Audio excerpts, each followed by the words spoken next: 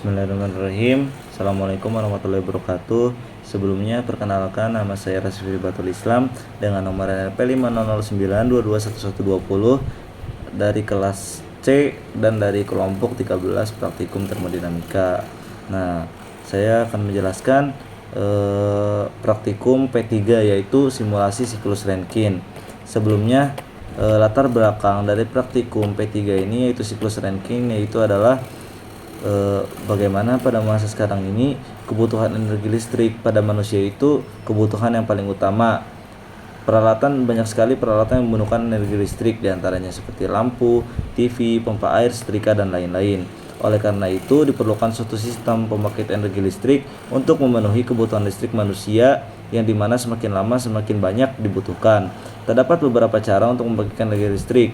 Contohnya itu pembangkit listrik tenaga uap, pembangkit listrik tenaga gas, pembangkit listrik tenaga air, dan mesin pembakaran internal. Pembangkit listrik tenaga uap merupakan salah satu pembangkit listrik yang masih banyak digunakan sampai saat ini. Maka akan dibahas lebih lanjut. Nah, untuk selanjutnya akan dibahas lebih lanjut mengenai pembangkit listrik tenaga uap itu sendiri. Dalam proses yang terjadi pada sistem pembangkit tenaga uap diperlukannya idealisasi untuk membuat model yang sesuai dengan teori termodinamika. Air pada rangkaian sistem ini menjadi fluida kerja yang menjadi variasi instalasi pembangkit listrik. Dengan ini untuk melakukan idealisasi tersebut diperlukannya siklus Rankine ideal yang merupakan rantaian yang ideal untuk pembangkit tenaga uap. Selain siklus Rankine ideal, juga terdapat reheater siklus Rankine ideal, yang mana berartikan reheat merupakan modifikasi sistem superheat di mana uap tidak langsung berekspansi pada turbin ke tekanan kondensor, melainkan uap akan berekspansi pada dua turbin. Nah, siklus reheat ini memiliki tujuan guna meningkatkan kualitas uap pada sisi keluar turbin. Dikarenakan pada praktikum ini banyak membahas mengenai siklus Rankine yang terdapat pada pembangkit tenaga uap yang sangat tidak memungkinkan untuk turun langsung ke lapangan, maka diperlukannya untuk melakukan simulasi rangkaian. Simulasi kali ini akan didukung oleh aplikasi untuk PC atau laptop yang bernama CyclePad. CyclePad sendiri merupakan perangkat lunak teknik kognitif yang dapat dipelajari dengan efisien. Pada aplikasi ini dapat digunakan untuk memecahkan masalah dari desain dalam langkah logis yang akan memiliki peran yang penting bagi pengguna untuk melakukan simulasi. Perangkat ini mampu menampilkan hasil numerik nilai PV dan TS dan diagramnya secara otomatis sesuai dengan nilai yang dimasukkan. Karena dalam konsep termodinamika sendiri perlu banyak hitungan yang akan memakan waktu cukup lama, dengan adanya aplikasi ini akan mempermudah dalam mengerjakan simulasi dengan baik. Nah, untuk rumusan masalah sendiri pada praktikum P3 ini itu yang pertama, apa sih komponen-komponen utama pada siklus Rankine dan bagaimana proses yang terjadi dalamnya. Lalu yang kedua, bagaimana upaya peningkatan efisiensi siklus Rankine khususnya yang berkaitan dengan proses reheat dan superheated Rankine cycle. Lalu yang ketiga, apa efek perubahan parameter tekanan, temperatur, dan aliran massa pada efisiensi sistem dan keluaran energi yang dihasilkan oleh siklus Rankine. Lalu yang keempat, bagaimana cara penggunaan CyclePad dan penerapan metode simulasi siklus Rankine yang benar.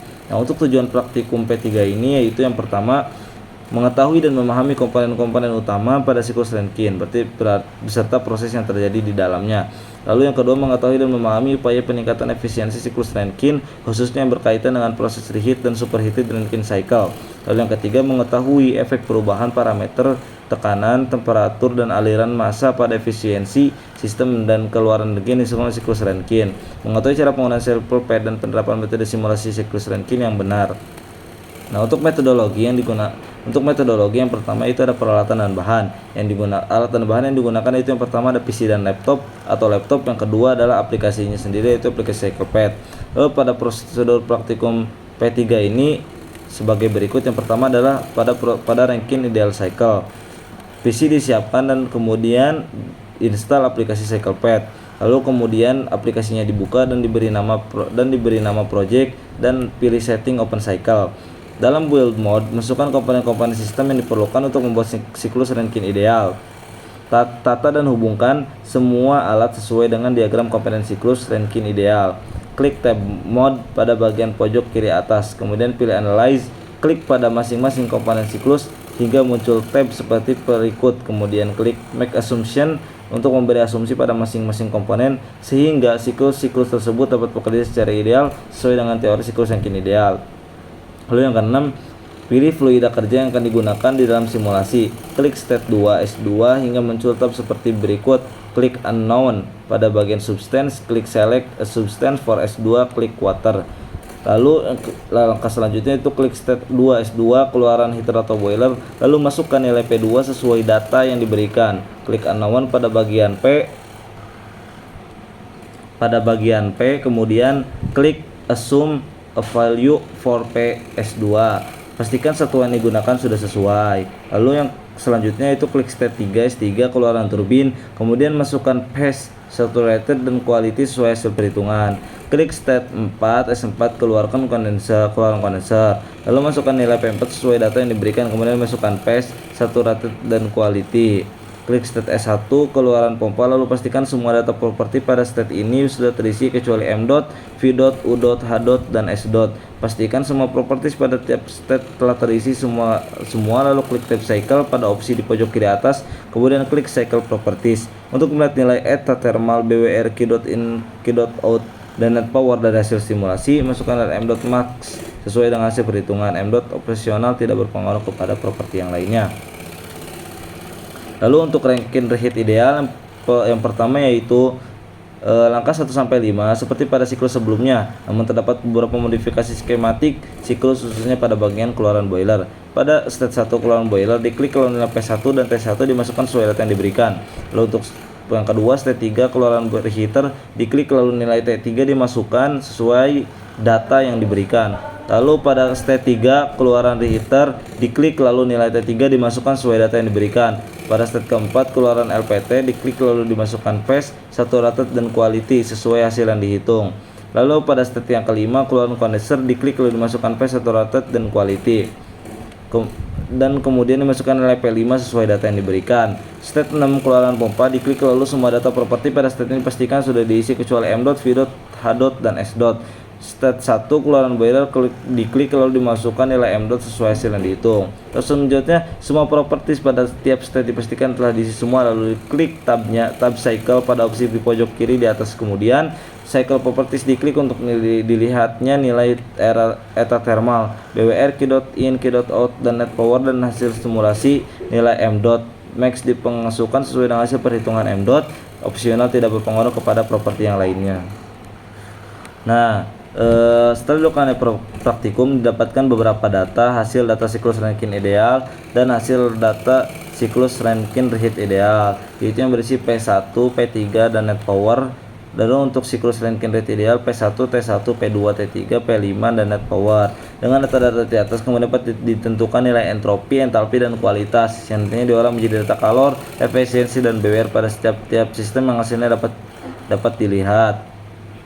Nah, lalu untuk pembahasan pada praktikum P3 kali ini, yaitu praktikum ini itu bertujuan untuk mengetahui komponen-komponen apa saja yang ada dalam siklus Rankine, upaya-upaya peningkatan efisiensi, efek perubahan tekanan, temperatur, dan aliran massa terhadap efisiensi, serta mengetahui pengaplikasian cycle pad untuk siklus Rankine. Dalam siklus Rankine dikenal komponen-komponen yaitu pump, heater, turbin, dan kondenser. Pada proses Rankine ideal, fluida yang masuk ke dalam heater dalam keadaan cair dan bertekanan tinggi akan diproses secara isobarik, yaitu air akan dipanaskan di mana suhu air akan terus meningkat dengan tekanan tetap dan memasuki fase saturated vapor hingga superheated vapor. Adapun panas dari heater dapat didapat dari luar. Setelah melewati heater, fluida berfasa saturated vapor ini kemudian memasuki turbin yang bekerja secara isentropik dan adiabatik, di mana akan terjadi ekspansi akibat gerakan turbin. Energi dalam uap dikonversi menjadi energi gerak bagi turbin menjadi kerja turbin. Pada proses ini juga terjadi penurunan tekanan. Kemudian fluida dalam fase saturated dengan tekanan rendah ini masuk ke dalam kondenser dan mengalami proses kondensasi secara isobarik, mengubah fasa menjadi cair atau cair jenuh. Sedangkan pada siklus Rankine reheat, fluida yang dikeluarkan turbin dalam tekanan yang masih tinggi disalurkan kembali ke boiler tanpa berkontak dengan fluida sebelumnya untuk menyerap kalori yang ada dalam boiler yang akan meningkatkan temperatur dan entalpi fluida tersebut lalu diproses melalui turbin tekanan rendah. Proses ini dapat meningkatkan efisiensi thermal dari siklus Rankine ideal karena menghasilkan lebih banyak energi mekanik di turbin. Dalam proses ini keluaran turbin umumnya dalam fase superheated vapor. Meskipun memiliki efisiensi yang sangat tinggi, terdapat kelemahan siklus Rankine itu lebih kompleks dan mahal daripada siklus Rankine ideal biasa. Praktikum ini menggunakan objek berupa fluida air yang dimasukkan dalam siklus Rankine dengan diperoleh data berupa nilai tekanan dan temperatur pada beberapa state. Pada tiap state diperlukan data berupa nilai entalpi untuk kemudian diolah menjadi nilai Q masuk dan keluar, nilai BWR atau back work ratio, dan nilai efisiensi sistem. Nilai hasil dari perhitungan dapat dilihat. Langkah untuk menentukan nilai BWR pada siklus Rankine menggunakan persamaan, yaitu BWR sama dengan H4 min H3 per H1 min H2. Dengan H adalah entalpi dengan simbol angka sesuai state dan BWR adalah nilai back work ratio dalam persen. Maka didapat nilai BWR pada siklus Rankine adalah mendekati 2%. Nah, pada data terdapat nilai BWR dan nilai efisiensi siklus, di mana kedua parameter sangat penting untuk evaluasi kinerja dan siklus, yaitu kinerja suatu siklus Rankine. BWR adalah rasio antara energi yang diperlukan pompa untuk memompa fluida ke boiler dibandingkan dengan kerja yang dihasilkan turbin. Sementara efisiensi adalah perbandingan antara energi mekanik yang dihasilkan dan energi panas yang masuk, seberapa banyak panas yang diubah ke energi mekanik. Maka hubungan kedua parameter ini adalah berkebalikan, di mana semakin tinggi nilai efisiensi semakin rendah nilai BWR, dan begitu pula sebaliknya. Dapat dilihat bahwa nilai BWR siklus reheat lebih rendah dibandingkan siklus ideal, sementara efisiensi bernilai sebaliknya. Ini karena pada siklus reheat energi mekanik yang dihasilkan lebih besar karena mengalami 2 kali heating dan 2 kali ekspansi. Umumnya untuk satu sistem dapat berguna menilai efisiensi lebih besar daripada nilai BWR-nya.